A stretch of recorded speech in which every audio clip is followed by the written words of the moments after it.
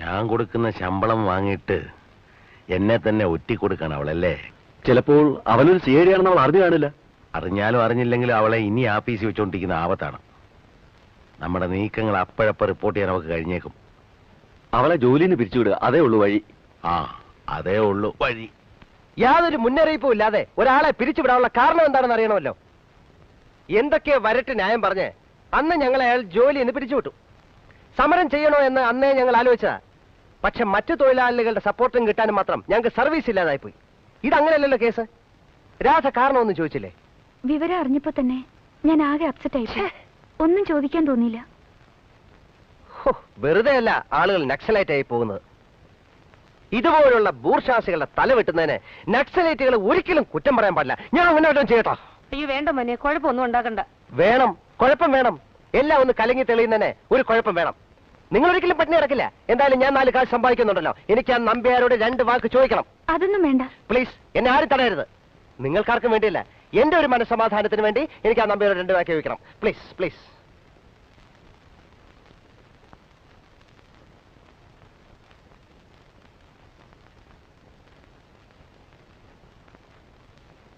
നീ എങ്ങോട്ടാ? രാധയെ അയാൾ അവളുടെ ജോലിയിൽ നിന്ന് പിരിച്ചുവിട്ടു. എന്തിന്? അത് അയാളോട് അന്വേഷിക്കാൻ പോവാ. അവളുടെ ജോലി പോയപ്പോ നിനക്ക് സഹിക്കാൻ പറ്റുന്നില്ല അല്ലേ? ഞാനൊരുത്തൻ ഇവിടെ തെരുവാധാരായി നടക്കുന്നതിൽ നിനക്ക് ഒരു വിഷമവും ഇല്ല? ഇല്ല. തൊലിവെളുപ്പുള്ള ഒരു പെണ്ണിനെ കണ്ടപ്പോ ഞാൻ നിനക്ക് ആരും അല്ലാതായി. ആയി. ഞാനിവിടെ ജോലിയില്ലാതെ തെണ്ടിക്കോട്ടെന്നോ? അതെ. നീ അല്ലേലും മനസാക്ഷി ഇല്ലാത്തവനാണ്. ആണ് ദാസാ, ഞാൻ നിന്റെ ഒരു സുഹൃത്തായിരുന്നു. ആയിരുന്നു എന്ന് വെച്ചാ ഇപ്പോഴല്ലേ? അല്ല. Bad workers blame their tools എന്ത് എന്ന് ഇംഗ്ലീഷിലൊരു ചൊല്ലുണ്ട്. അതുകൊണ്ട് സ്വന്തം കഴിവുകേട് മറയ്ക്കാൻ ഉപകരണങ്ങളിൽ പഴിചാരുക. കൈയക്ഷരം മോശമായതിന് പേനയെ കുറ്റം പറയുക. മരം വെട്ടറിയാത്തതിന് കോടാലിക്ക് തെറി വിളിക്കുക. ജോലി സ്വന്തമായിട്ട് അന്വേഷിച്ച് കണ്ടുപിടിക്കണം. ശേഷം ഭാഗം സ്ക്രീനിൽ കാണാമെന്നല്ലേ പറഞ്ഞു പോയത്. എന്നിട്ട് എന്തായി?